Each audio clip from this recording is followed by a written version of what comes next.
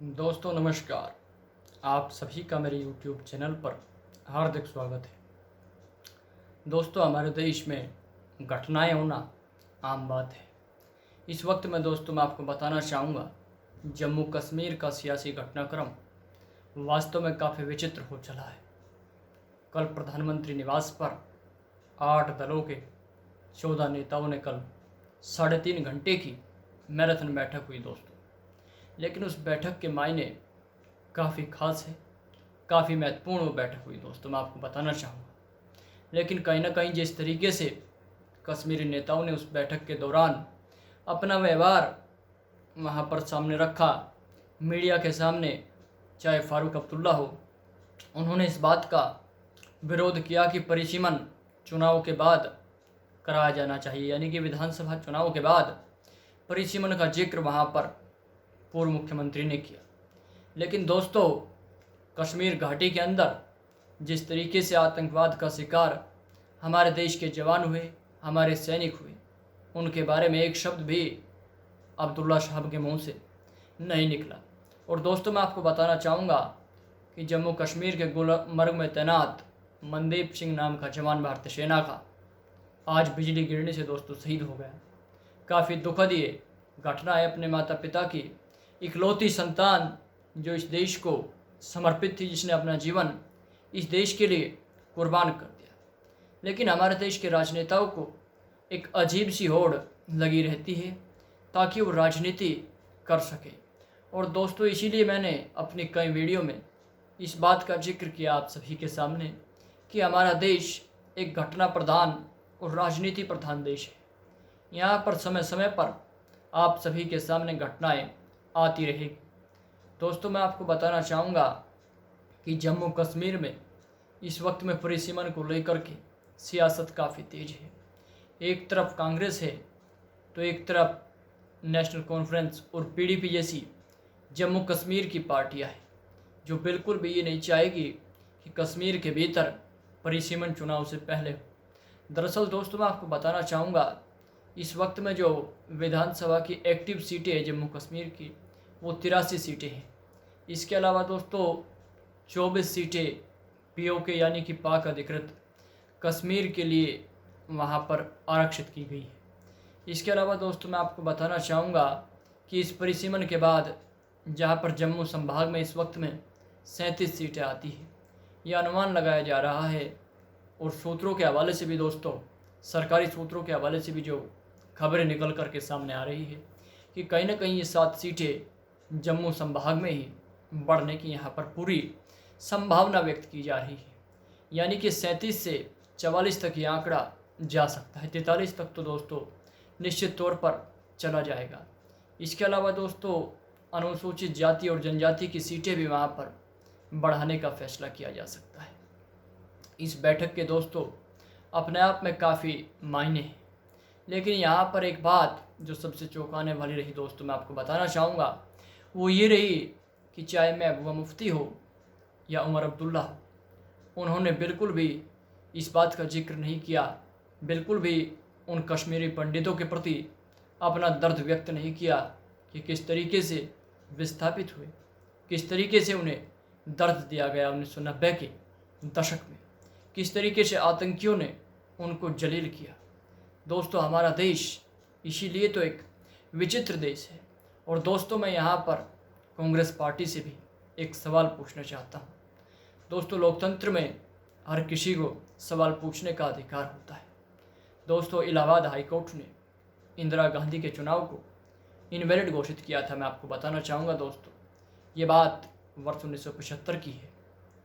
और दोस्तों देश के भीतर 25 जून को, यानी कि आज का दिन जून है, आज 25 जून वर्ष 1975 को आपातकाल की घोषणा की जाती है। और दोस्तों ये आपातकाल 1977 तक चलता है। 21 मार्च 1977 तक यह आपातकाल पूरे देश के भीतर चलता है।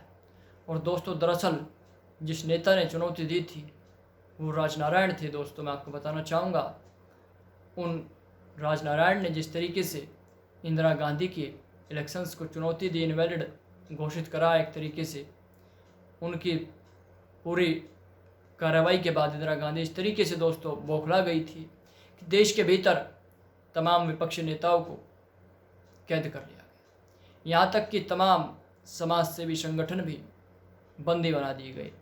आरएसएस जैसा एक बड़ा और विशाल संगठन भी उस समय बैन था। यहाँ तक कि प्रेस की आज़ादी छीन ली गई। कोई कुछ बोलने के लिए तैयार नहीं था। जो भी कोई कुछ बोलता था उसको जेल में डाल दिया जाता था। दोस्तों, इंदिरा गांधी की सत्ता की ताकत का ही दुरुपयोग का ही परिणाम था कि देश इतने लंबे वक्त तक आपातकाल का दंश झेलता रहा। विपक्षी नेताओं ने जेल की यात्राएं काटी। दोस्तों, आपको मैं बताना चाहूँगा 352 का वहाँ पर जिक्र किया गया। भारत के संविधान के अनुच्छेद 352 के तहत राष्ट्रपति फखरुद्दीन ने उस वक्त में जो राष्ट्रपति थे उन्होंने इस आपातकाल की घोषणा की थी इंदिरा गांधी की सिफारिश पर। लेकिन दोस्तों, सबसे बड़ी बात यहाँ पर चौंकाने वाली वो ये है कि इंटरनल डिस्टर्बेंस का नाम लेकर पूरे देश को आग की भट्टी में नहीं झोंका जा सकता। पूरे देश को तपती हुई गर्मी में झुलसने के लिए मजबूर करना वास्तव में लोकतंत्र के लिए एक काला अध्याय था। दोस्तों, उस पार्टी को लोकतंत्र की दुहाई देना बिल्कुल भी वाजिब नहीं है, बिल्कुल भी जायज़ नहीं है जिस पार्टी के भीतर इस तरह का कार्यक्रम रहा हो।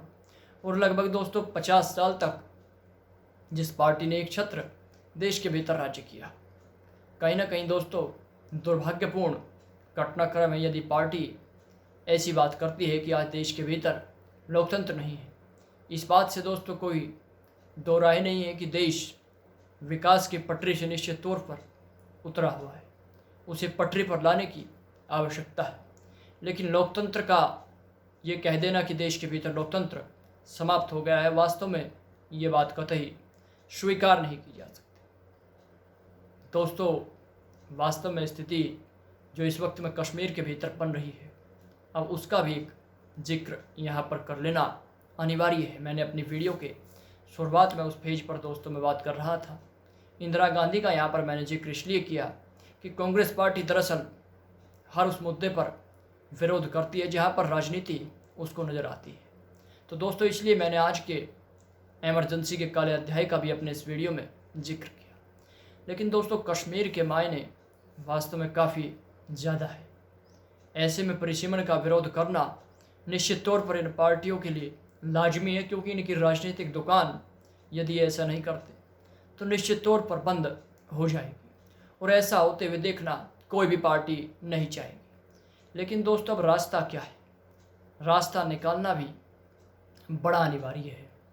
दोस्तों, मैं आपको बताना चाहता हूँ कि हमारे देश के भीतर अनुच्छेद 371 भी काम करता है और सूत्रों के अनुसार अमित शाह उस पर भी विचार कर रहे हैं, जो हमारे देश के कई राज्यों को विशेष प्रावधान देता है, जैसा मिजोरम में है, नागालैंड में है, अरुणाचल प्रदेश में है।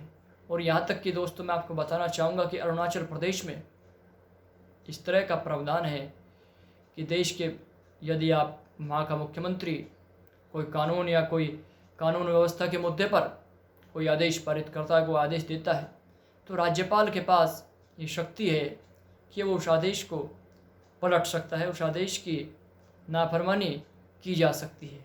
और इसके अलावा दोस्तों, मैं आपको बताना चाहूँगा मिजोरम में कोई भी गैर मिजोरम वासी जो मिजोरम का रहने वाला नहीं है, वो वहाँ पर ज़मीन नहीं खरीद सकता है।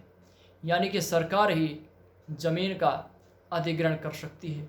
वहाँ के सांस्कृतिक मूल्यों को भारत की सरकार कतई ठेस नहीं पहुँचा सकती, उनमें सरकार हस्तक्षेप नहीं कर सकती है। नागालैंड के भीतर भी प्रावधान है दोस्तों, मैं आपको बताना चाहूँगा।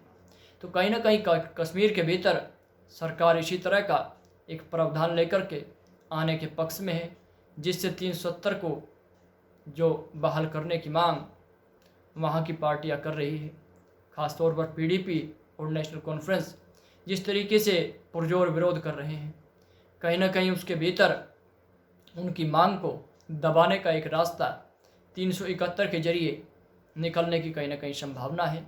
दोस्तों, मैं उम्मीद करता हूँ कि ये विवाद जल्द सुलझे, जल्द हल निकले, कश्मीर के भीतर लोकतंत्र की बहाली हो। लेकिन दोस्तों इस परिसीमन से कहीं ना कहीं राज्य की उस आबादी को जो अपने मताधिकार का सही तरीके से उपयोग नहीं कर पा रही थी, जिन्हें अधिकार नहीं मिल पा रहे थे, उन्हें निश्चित तौर पर अधिकार मिलेगा।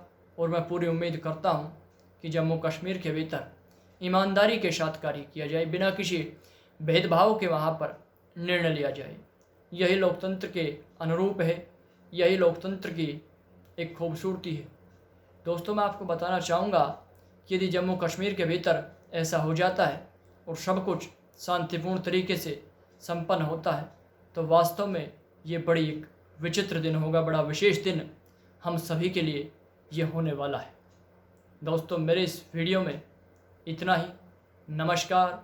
मैं उम्मीद करता हूँ कि प्रधानमंत्री मोदी के आवास पर जो बैठक हुई वो राजनीति की बजाय जम्मू कश्मीर के विकास पर केंद्रित रही हो। और अंत में मैं एक अनुरोध दोस्तों और करना चाहता हूँ, और अनुरोध ये है कि कश्मीर घाटी के विस्थापितों का दर्द भी समझा जाए, उनकी पीड़ा पर भी ध्यान दिया जाए, गौर किया जाए। नमस्कार दोस्तों, जय हिंद।